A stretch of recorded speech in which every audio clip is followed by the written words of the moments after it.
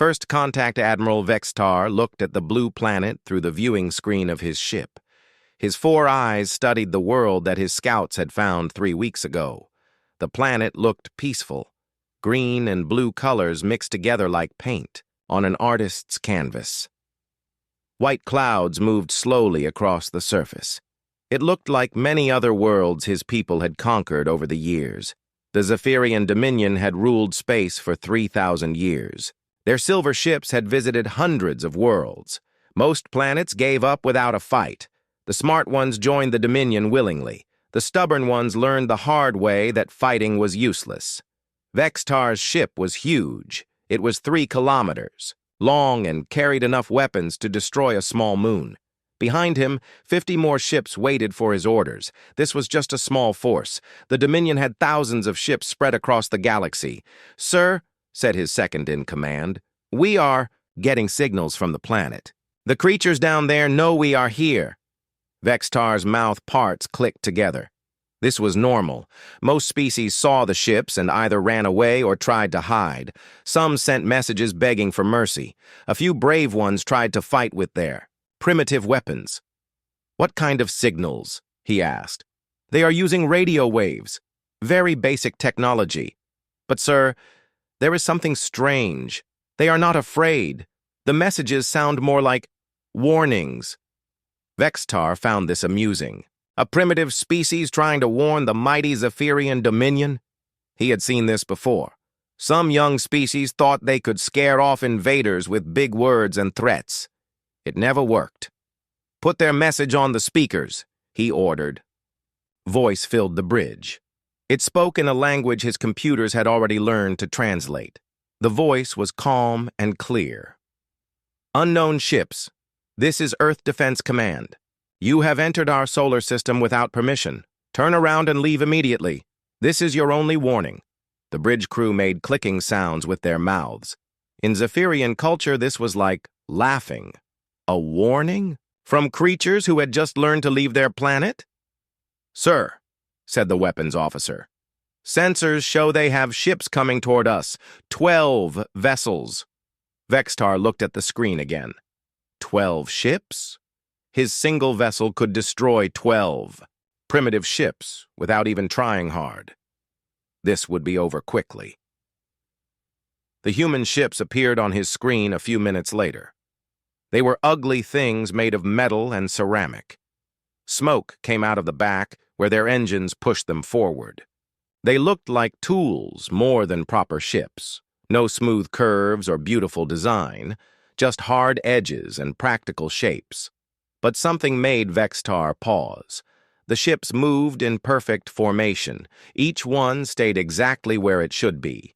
When one ship turned, all 12 turned at the same moment. This kind of coordination took years of practice. "Send them the standard surrender message," Vextar ordered. His communications officer sent the usual demand. "Join the Dominion or be destroyed. Serve the Zephyrian people or die." It was the same message they had sent to hundreds of worlds. The human response came back immediately. "Negative. Leave now or face the consequences." Vextar decided he had been patient enough. These humans needed to learn their place in the galaxy. He would destroy a few ships to show them his power. Then they would surrender like all the others. Fire. "Warning shots," he commanded. "Destroy 2 of their ships." Blue energy beams shot out from his vessel. The weapons could punch through the armor of most ships like paper. But something unexpected happened. The human ships scattered in all directions. They moved fast and changed course without warning. The energy beams missed their targets. "Fire again," Vextar ordered, his voice sharper now. This time his gunners aimed more carefully. 2 beams found their targets. One human ship exploded in a ball of fire. Another ship lost its engines and started spinning out of control. Vextar expected the other ships to run away. Instead, they attacked. The humans fought like nothing he had ever seen before. They used weapons that fired solid metal instead of energy beams. The metal chunks hit his ship's shields and made them flicker. One human ship flew straight at his vessel, firing all its weapons at once. It crashed into his shields and exploded, but the explosion was bigger than it should have been. The humans had filled their ship with extra explosives. "Sir, they are using their own ships as weapons," reported his tactical officer. More human ships attacked. They worked together like parts of a single creature. When one ship fired missiles, another ship moved to block return fire. When a human vessel was badly damaged, it would ram itself into the nearest Zephyrian ship before exploding. Vextar had never seen such desperate courage. These humans fought like they had nothing to lose. But there was something else. They were not just brave. They were smart. Every attack was planned. Every movement had a purpose.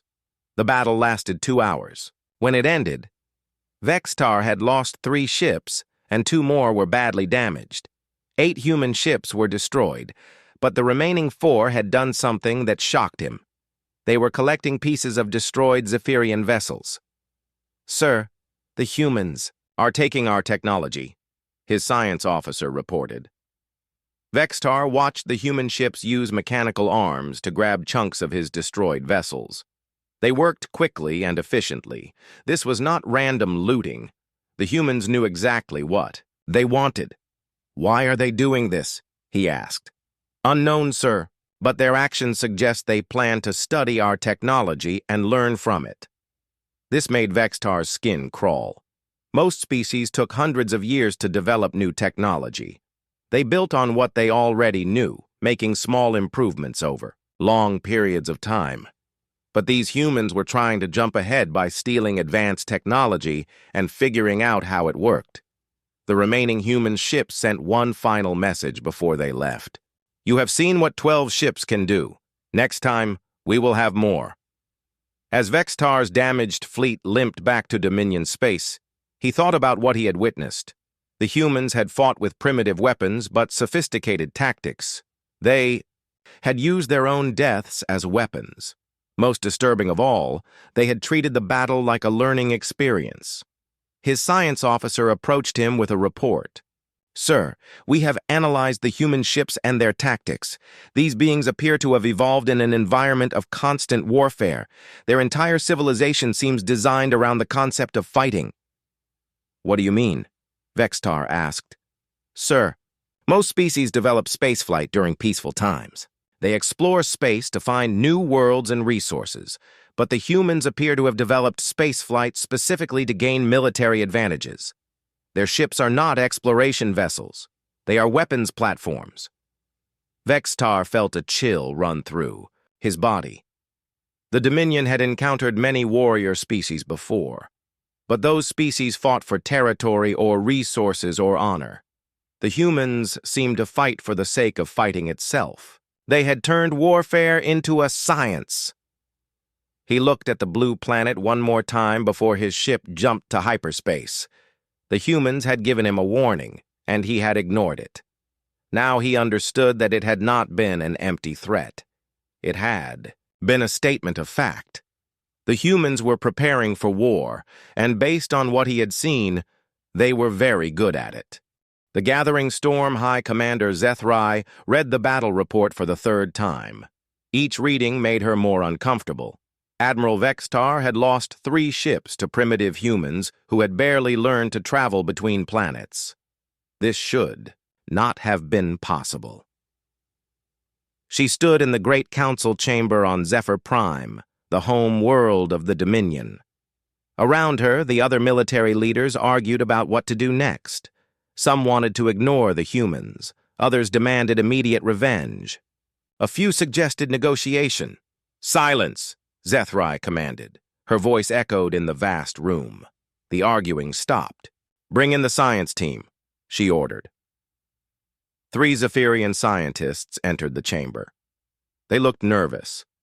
Scientists usually stayed in their laboratories, not in military command centers. But these 3 had spent weeks studying everything. They could learn about the human species. The lead scientist, Dr. Keth Mori, stepped forward. Her hands shook as she activated a holographic display. Images of Earth appeared in the air above them.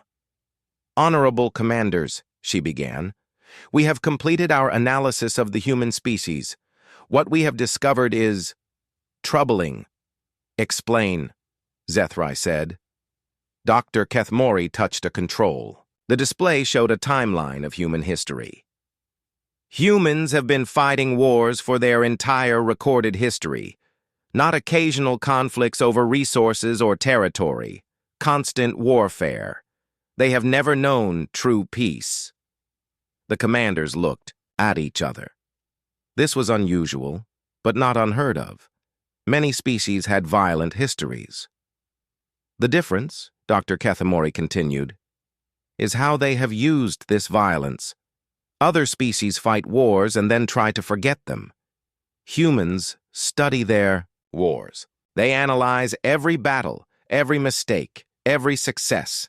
They have turned warfare into a science. A new image appeared.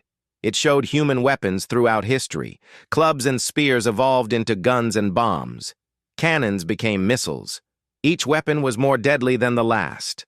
They have a saying, the scientist said. If you want peace, prepare for war. For 5,000 years, humans have been preparing for war. They have never stopped. General Morthak, leader of the Dominion army, laughed. So they are a violent species. We have conquered many violent species. Violence without advanced technology is useless. Dr. Kethmori's expression grew more serious. That is where you are wrong, General. Violence is their technology. They do not just fight. They innovate. Every human conflict has produced new ways of killing, new strategies, new weapons.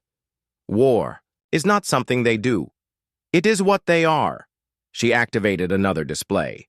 This one showed information gathered from recent observations of the human solar system.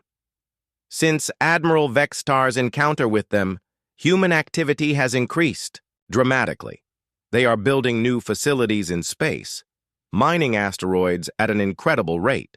The energy signatures suggest massive industrial production. Building what? Zethrai asked. Unknown. But the scale suggests they are preparing for a much larger conflict. Commander Velshan of the Dominion Fleet spoke up. How dangerous can they be? They have primitive technology. Their ships are crude. Their weapons are simple. Dr. Kethmori looked directly at him. Commander, they took pieces of our destroyed ships. Our analysis suggests they are reverse engineering our technology. But here is what should frighten you. They are not just copying our designs. Early intelligence suggests they are improving them. The room fell silent. Improving Zephyrian technology? This was impossible. The Dominion had the most advanced science in the galaxy. Their technology was thousands of years ahead of human capabilities. How can primitives improve our designs? General Morthak demanded.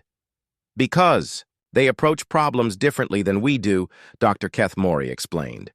We design technology for efficiency and elegance. Humans design technology to kill things. They look at our weapons and ask, how can we make this deadlier? They look at our ships and ask, how can we destroy more enemies with this? She paused, gathering courage for what she had to say next. There is something else. We have intercepted some of their communications. They refer to Admiral Vextar's attack as the first contact incident. They are treating it as a learning experience. They are studying our tactics, our technology, our weaknesses. And they are sharing this information with their entire military. High Commander Zethrai felt a cold sensation in her stomach. The humans were not just defending themselves, they were preparing to attack. What do you recommend? She asked the science team. Dr. Kethmori hesitated. Complete bombardment from long range. Destroy their planet before they can develop more. Advanced technology. Do not give them time to prepare. You want us to commit genocide? General Morthak asked, shocked. I want us to survive, Dr. Kethmori replied. Humans are unlike any species we have encountered. They do not fear death. They use death as a weapon. They learn from every defeat and come back stronger. If we do not stop them now, they will become unstoppable. Commander Velshan disagreed. One small planet cannot threaten the entire Dominion. We have thousands of ships, millions of soldiers. Even if the humans build a larger fleet, we can overwhelm them with numbers. That is exactly what they want you to think, Dr. Kethmori said. Every human military doctrine assumes they will be outnumbered. They plan for it. They train for it. Fighting a larger force is not their weakness. It is their specialty. High Commander Zethrai made her decision. The science team was clearly scared, but military commanders could not make decisions based on fear. The Dominion had a reputation to maintain. If other species heard that humans had frightened them into destroying an entire planet, it would encourage rebellion throughout the galaxy. "We will assemble the Grand Armada," she announced. 300 ships. Enough firepower to destroy their entire solar system if necessary. But we will give them a chance to surrender first. Dr. Kethmori looked horrified. "Commander, that is exactly what they want. They want to study our full military capabilities. Every ship you send gives them more technology to steal, more tactics to analyze." 300 ships against one primitive planet, Zethrai said firmly. "The humans will have no choice but to surrender." As the meeting ended and commanders left to prepare the Grand Armada, Dr. Kethmori remained behind. She had one more piece of information that she had not shared. Human communications mentioned something called contingency plans. The humans were not just preparing to defend their planet. They were preparing for the possibility that their planet might be destroyed. They had backup plans, alternative strategies, hidden resources. Dr. Kethmori realized with growing horror that the humans were not just preparing for war. They were preparing for the kind of war that most species could not even imagine. Total war. War without limits. War where the only rule was survival. The Dominion was walking into a trap, but it was too late to stop it now. The Grand Armada was already being assembled. In a few weeks, it would jump to hyperspace and head for the human solar system. Dr. Kethmori hoped she was wrong about the humans, but every piece of evidence suggested that the Dominion was about to learn why humans had never known peace. They were about to discover that some species were born for war. The Revelation Admiral Vextar stood on the bridge of the largest ship in the Grand Armada. Around him, 300 Zephyrian vessels moved through space in perfect formation. This was the most powerful fleet the Dominion had ever assembled. Each ship carried enough weapons to level a city. Together, they could turn planets into dust. He should have felt confident. Instead, he felt worried. The humans had been quiet for 3 months since his first encounter with them. No messages, no threats, no attempts at communication. This silence made him nervous. "Admiral," his sensor officer called out, "we are approaching the edge of the human solar system." "Any sign of their ships?" Vextar asked. "Negative, sir. The system appears empty except for the planets and normal space traffic." This confused Vextar. He had expected to find human ships patrolling the outer edge of their territory. All military species did this. It was basic strategy, but the human system looked completely undefended. "Maybe they gave up," suggested Commander Feltar. "When they saw the size of our fleet, they decided resistance was hopeless." Vextar was not convinced. The humans he had fought before did not seem like the type to give up easily, but perhaps facing 300 ships had finally shown them the futility of resistance. "Continue toward their planet," he ordered. As the fleet moved deeper into the solar system, Vextar studied the sensor readings. Human activity was definitely higher than before. They had built new stations around several planets. Mining operations stripped entire asteroids. Energy signatures showed massive industrial production. "Sir," the science officer reported, "I am detecting unusual structures throughout the system. They appear to be defensive platforms." "Show me," Vextar commanded. The main screen displayed a tactical map of the solar system. Red dots marked the locations of human defensive structures. There were hundreds of them. They were hidden inside asteroids, disguised as mining stations built into the rings of gas giant planets. "How many?" Vextar asked. "Unknown, sir. Our sensors cannot penetrate all their hiding places, but conservative estimates suggest at least 500 defensive platforms." This was impressive, but not threatening. Defensive platforms were stationary targets. The Grand Armada could destroy them from long range without taking significant damage. "Any sign of their mobile fleet?" Vextar asked. "Negative, sir. We have detected no human warships." This was very strange. 3 months ago, the humans had fought his small fleet with desperate courage. Now, facing overwhelming force, they seemed to have hidden their ships and prepared only static defenses. It did not match their previous behavior. "Admiral," the communications officer announced, "we are receiving a transmission from the third planet." "Put it on speakers," Vextar ordered. A human voice filled the bridge. It was calm and professional, showing no fear. "This is Admiral Sarah, Chen of the Terran Defense Fleet. Admiral Vextar, I remember you from our last meeting." Vextar was surprised. The humans knew he was here. They knew which ship he commanded. Their intelligence was better than he had expected. "I am here to accept your surrender," Vextar replied. "You cannot fight 300 ships with defensive platforms." Admiral Chen's laugh was cold and hard. "Admiral, you have made a serious mistake. You assume that what you are seeing is our full capability. You are wrong." Suddenly, the space around the Grand Armada erupted with new contacts. Ships appeared from everywhere. They had been hiding behind asteroids, inside gas clouds, powered down to avoid detection. But now they activated their engines and weapons, revealing themselves. Vextar stared at his sensor display in shock. 217 human warships surrounded his fleet. Each one was larger than the ships he had fought before. Each one carried weapon signatures that made his tactical officers' hands shake. "This is impossible," Commander Feltar whispered. 3 months ago, they had 12 primitive ships. How did they build 200 advanced vessels? Admiral Chen answered his question without being asked. "Admiral Vextar, thank you for the educational experience you provided 3 months ago. Your technology was very helpful. We have made significant improvements to your designs. The human ships were not copies of Zephyrian vessels. They were something new. Human engineers had taken Dominion technology and rebuilt it according to human military doctrine. The results were terrifying. Each ship looked like it had been designed for one purpose: destroying other ships." "Sir," the weapons officer reported, "their energy signatures suggest firepower equal to our heavy battle cruisers. But these ships are faster and more maneuverable than anything in our fleet."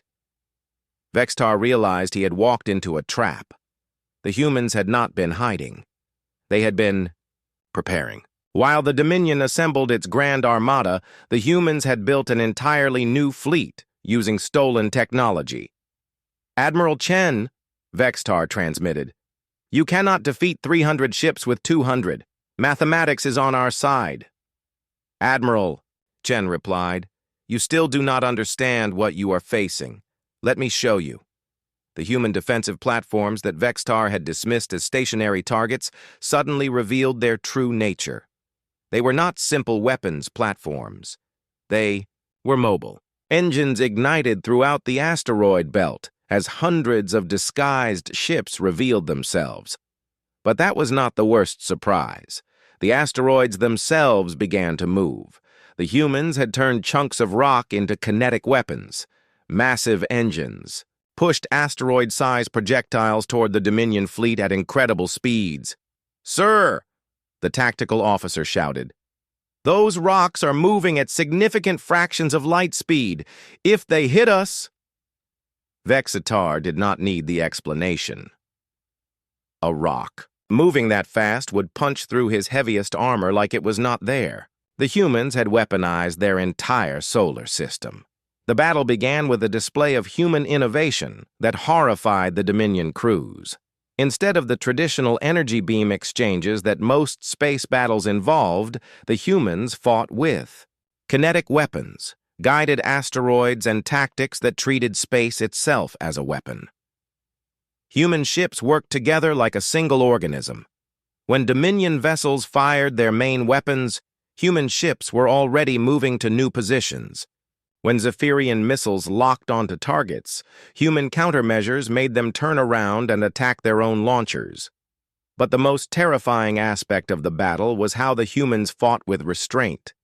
Vextar intercepted communications between human ships. They talked about holding back reserves and not showing them everything we have. The species that was destroying the Grand Armada was not even fighting at full capacity. 3 hours into the battle, half of Vextar's fleet was destroyed or disabled. The humans had lost only 30 ships. It was not a battle. It was a demonstration. Admiral Chen transmitted, "I am going to offer you something your people never offered us. The chance to retreat. Take your remaining ships and leave. Tell your government that humanity is not interested in conquest. We want to be left alone. But if you come back, we will not be so gentle next time." Vextar looked around his bridge. His crew stared at him with fear in their eyes.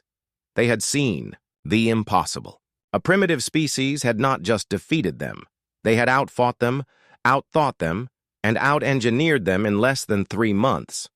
"All ships," he transmitted to his fleet, "retreat to hyperspace.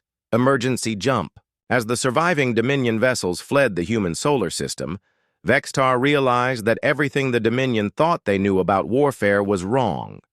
They had encountered a species that treated conflict not as a necessary evil, but as an opportunity for innovation.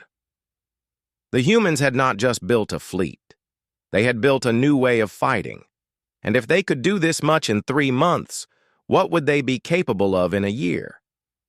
For the first time in his career, Admiral Vextar was afraid of what he had unleashed. The networks awaken.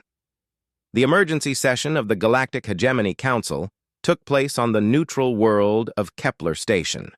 Representatives from 12 major civilizations gathered in the Great Assembly Hall.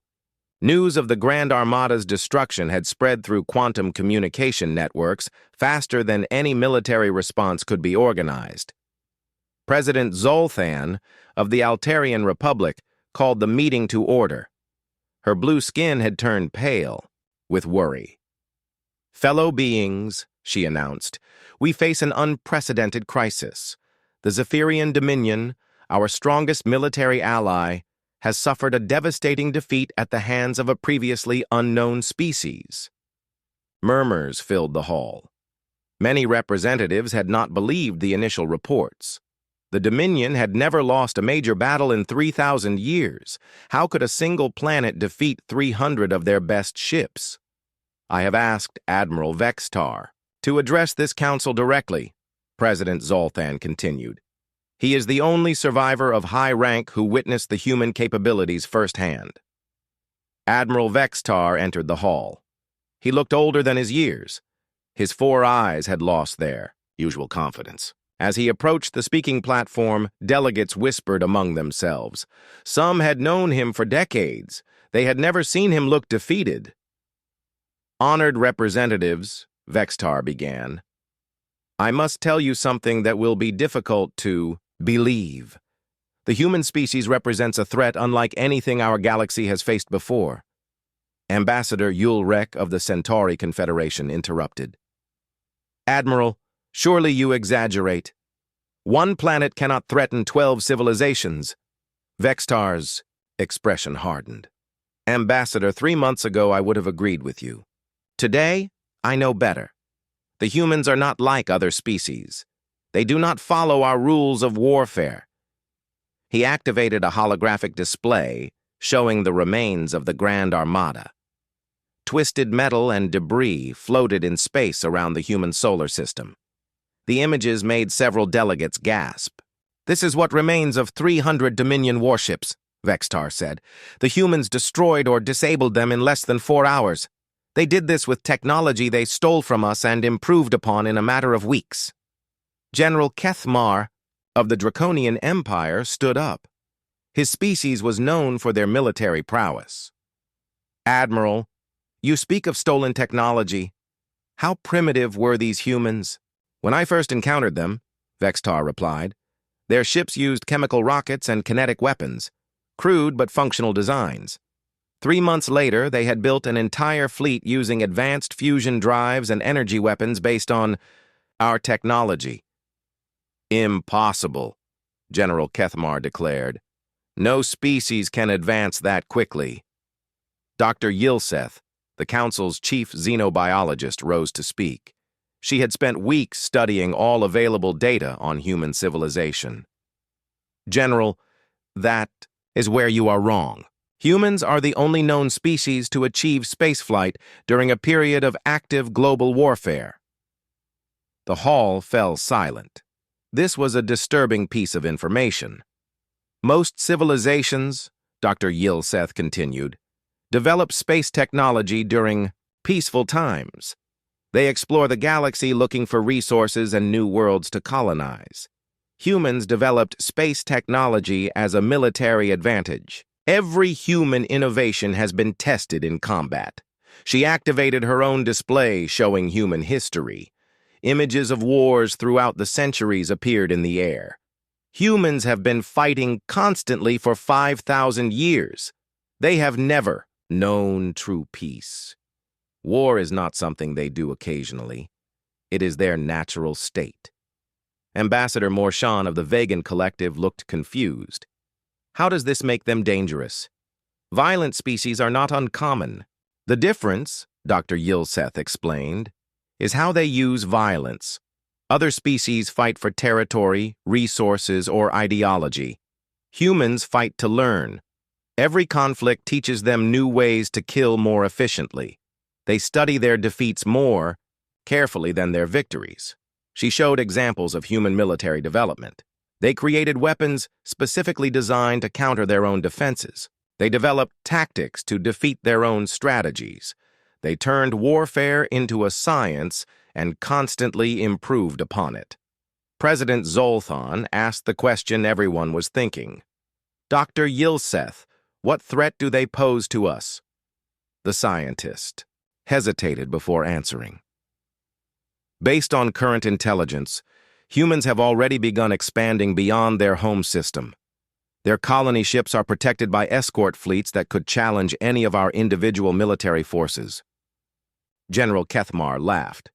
"One planet's worth of ships cannot threaten the combined forces of 12 civilizations." Admiral Vextar spoke up. "General, that assumes they are limited to one planet. Our intelligence suggests they are not." He displayed new reconnaissance data. Since the battle, human activity has spread throughout their solar system. They have built industrial facilities on multiple worlds and moons. They are extracting resources at a rate that suggests massive ship construction. "How massive?" President Zoltan asked. "Unknown," Vextar admitted. "But energy signatures suggest production levels that exceed anything we have seen from a single system." Ambassador Yulrek was still skeptical. "Even if they build more ships, they are still limited by population. How many crews can one planet provide?" Dr. Yilseth had researched this question. Human population is approximately 8 billion individuals. Military participation rates during their recent conflicts suggest they could crew tens of thousands of vessels if necessary. The numbers were staggering. Most civilizations had smaller total populations than the human military could potentially field. "There is something else," Admiral Vextar added. "During the battle, I intercepted human communications. They were holding back. The fleet that destroyed the Grand Armada was not fighting at full capacity." This revelation shocked the assembly. If the humans had been restraining themselves while destroying 300 ships, what were they capable of when fighting seriously? President Zoltan called for a vote. "The question before us is simple. Do we act now while the humans are still limited to one system, or do we wait and see what they do next?" The vote was unanimous. Every civilization agreed that the human threat must be addressed immediately. "Very well," President Zoltan announced. We will assemble a combined fleet. Every member civilization will contribute their most advanced warships. We will gather the largest military force in galactic history. General Kethmar smiled. How many ships are we talking about? 2,000 vessels, President Zolthan replied. Enough firepower to sterilize entire sectors. As the session ended and representatives returned to their homeworlds to organize the massive fleet, Dr. Yilseth remained behind. She had one more piece of disturbing information that she had not shared with the Council.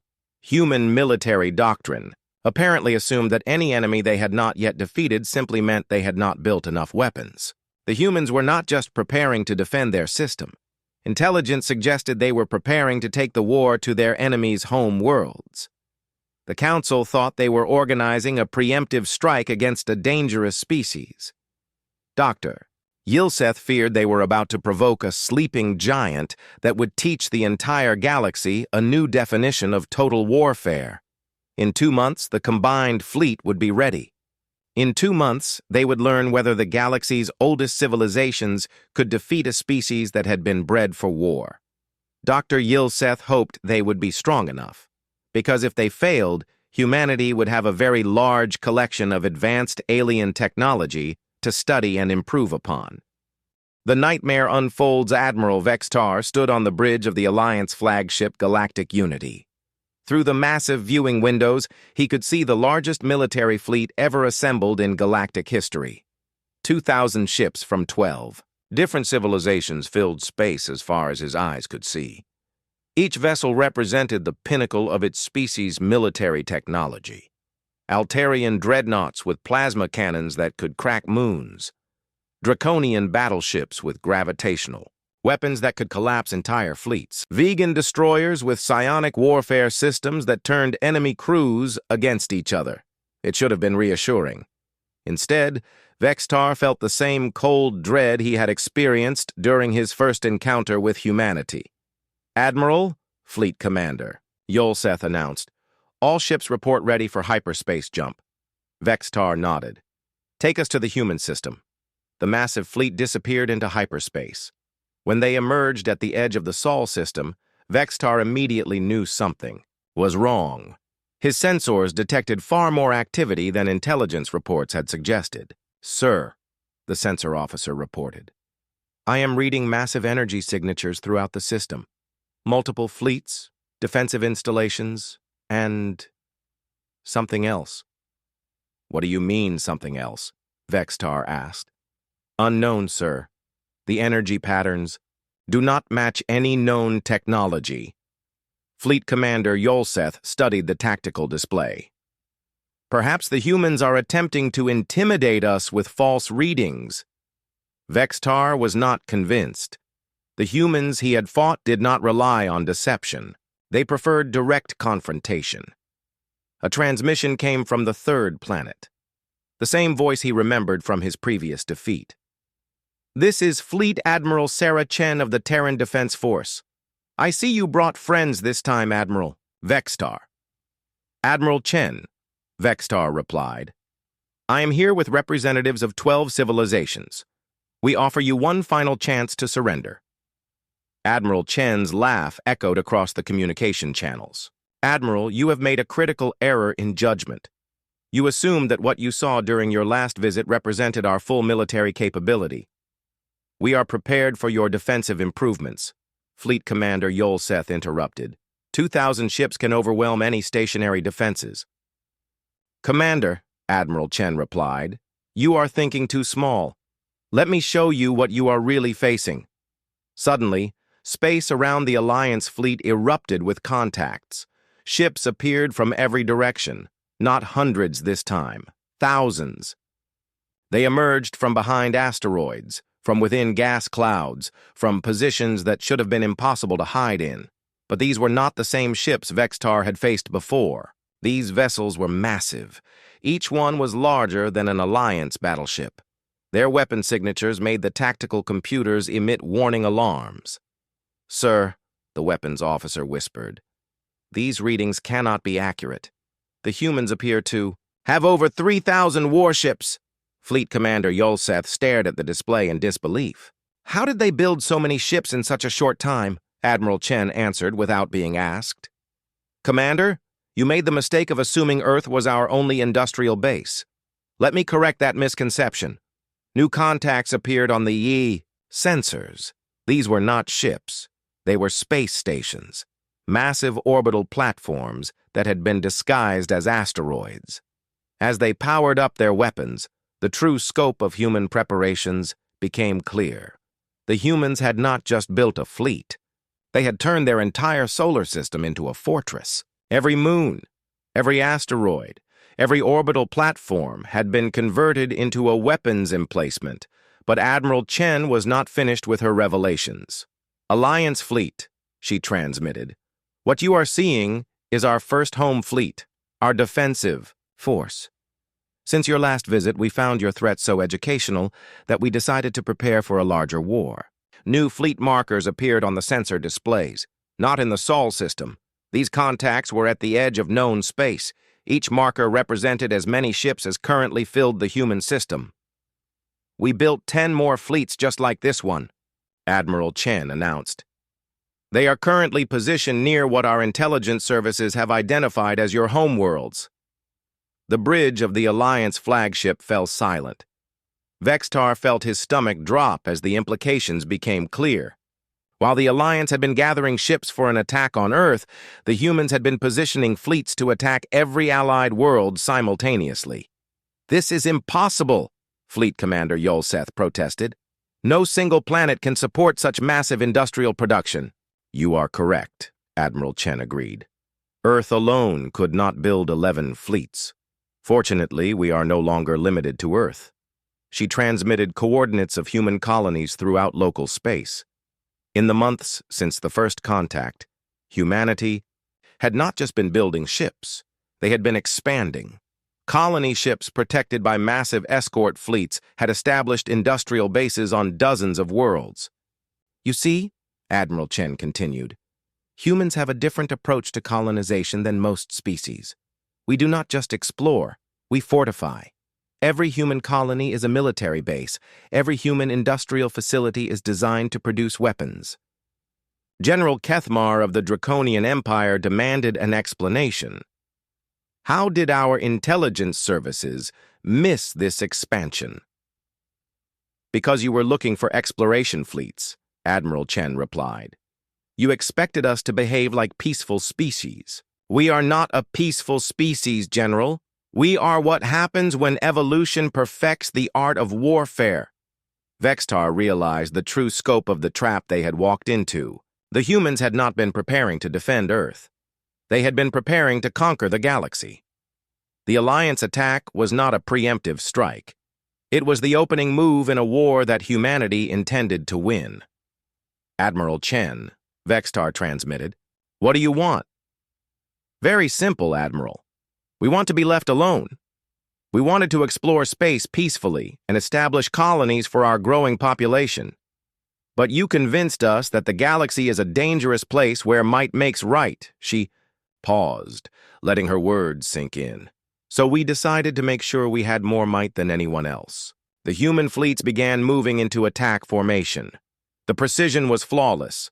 3,000 ships moved as one organism, each vessel perfectly coordinated with all the others. You have 30 seconds to begin retreating to your home systems, Admiral Chen announced. Not because we fear you, but because we want to give you time to prepare your defenses. It will make the coming war more interesting. Fleet Commander Yolseth turned to Vextar. Admiral, we cannot retreat. If we flee now, we look weak. Other species will rebel against our authority. Vextar looked at the tactical display showing 3,000 human warships surrounding their force. Each human vessel carried weapons that exceeded anything in the Alliance fleet. Beyond that, 10 more fleets waited near Allied home worlds. Commander, he said quietly, we already look weak. The question is whether we want to look weak or dead. All Alliance ships, Vextar transmitted to the fleet, begin immediate withdrawal to hyperspace. As the Alliance fleet prepared to retreat, Admiral Chen sent one final message. Members of the Galactic Hegemony Council, You came here to eliminate a threat. Instead, you have awakened something that your galaxy has never seen before. A species that treats peace as merely an opportunity to prepare for the next war. The first human weapons fired as the Alliance fleet jumped to hyperspace. The energy beams were not aimed to destroy. They were warning shots, demonstrations of power. We will give you 1 year to decide. Admiral Chen's voice followed them into hyperspace. Join us as equals, or face us as enemies. But understand this: humanity does not negotiate from positions of weakness. We negotiate from positions of overwhelming superiority.